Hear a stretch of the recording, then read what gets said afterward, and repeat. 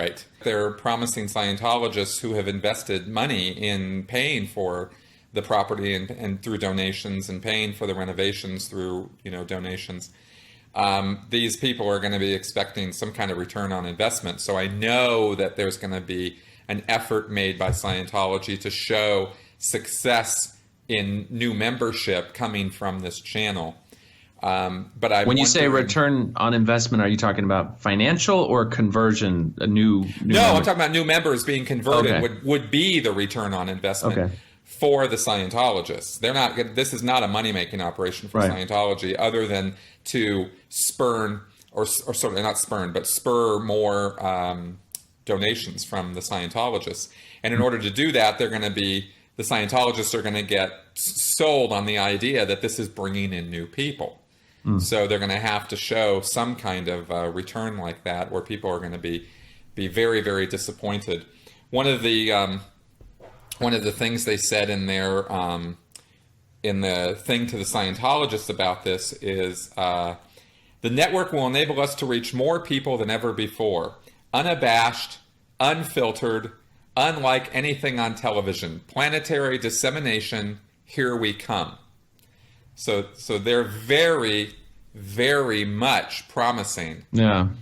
This is the way for us to finally get our message out there, right? Unabashed, unfiltered, right? Because they kind of have this little secret thing within them. And this, believe me, I understand exactly where their head's at. They have this thing inside of them of, if people could only hear what we're really all about, everybody would join us tomorrow. The only reason they're not joining is because of all those lies that Leah Remini and Chris Shelton are spreading. That's right. And they, somehow they don't quite get, dude, I spent 27 years doing it. I know where your head's at, Yeah. You gotta come up to where my head's at, because I was there, Yeah.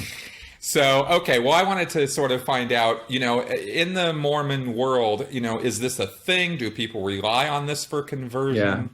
No, I don't think it's a major missionary tool. I think, if anything, it serves what a normalization function. If you're Joe Blow, you don't know anything about Mormons, you're flipping through your channels, and then you see a comedy show on BYU TV, you might like, oh, this looks funny. You'll watch it, you'll laugh, and you'll be like, I guess those Mormons aren't that crazy.